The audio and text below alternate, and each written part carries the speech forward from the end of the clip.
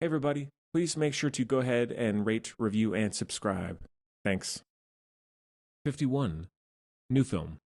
Let's get to Madam Web. This one came out in just the last 2 months or so.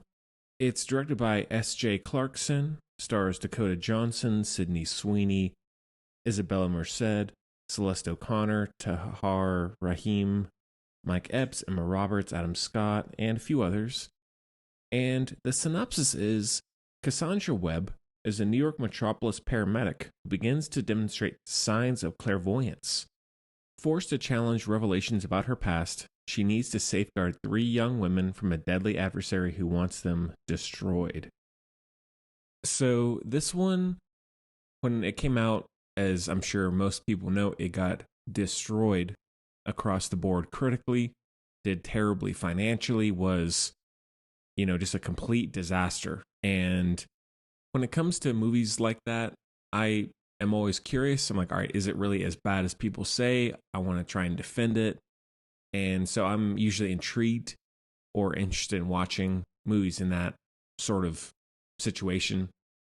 Also, when it comes to comic book films like this, I was pretty excited when I heard about it coming out because I was like, all right, cool. There's this one-off Spider-Man. Don't know anything about the story. It's got a female-led cast. Love Dakota Johnson. So a lot of things were interesting me. But with all that being said, overall, it is not a good movie.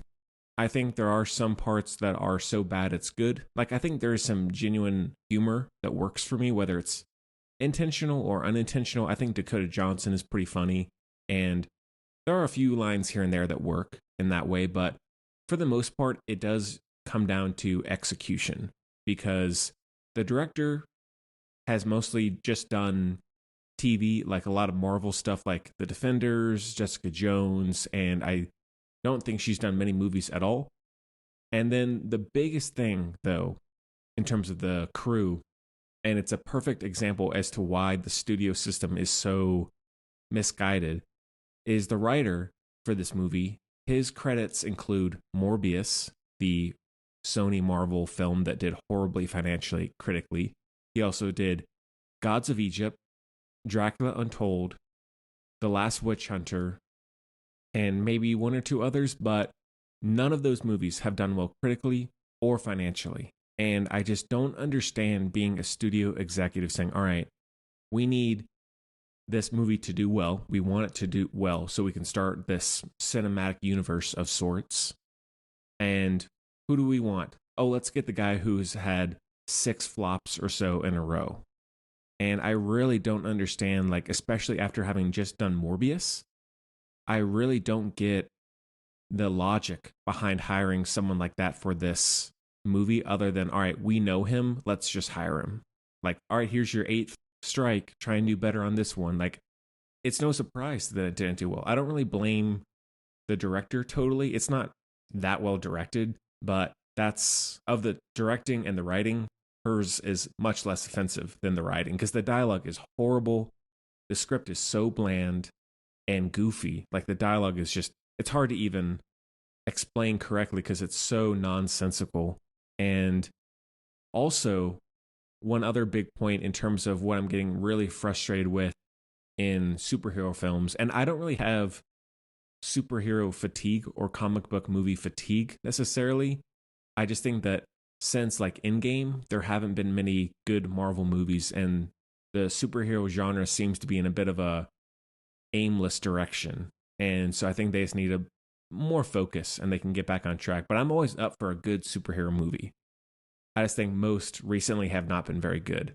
And the biggest trope, I guess you could call it, that really frustrates me is similar to Morbius and a few others that have not done well is since so many of these are flopping for whatever reason, we never actually get to see the characters being the heroes or whoever they are, like whatever the central character is. We see the origin where we see a 2.5 hour movie of them as regular people discovering that they need to become this person or whatever it is, and then the movie ends with them as that character, and then the movie does horribly critically and financially, and so that's just it.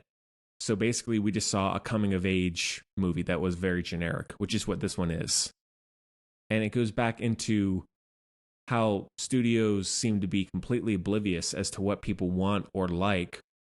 I think that if we started Madam Web at the end of this movie and just had little flashbacks into them coming together as a team and discovering powers and all that stuff, we could have gotten enough to understand who these characters are moving forward and seen them in the world of Madam Web and as heroes, rather than just seeing them as like teenagers wondering what's going on. Because we've seen that a million times in both superhero films and not. And so I think to reiterate, the execution and then the very dated, tired production of this movie really makes it live up to its reputation, unfortunately. Like, there are a few good moments and here and there, and there are a few ideas, a few visuals that I like, but really not a good movie. Wanted to love it. I wanted to defend it wholeheartedly and say this movie is amazing. You're just wrong. It's ahead of its time, but it's none of those things. You can still give it a watch. I think it's still in some ways entertaining. Like, I was never really bored.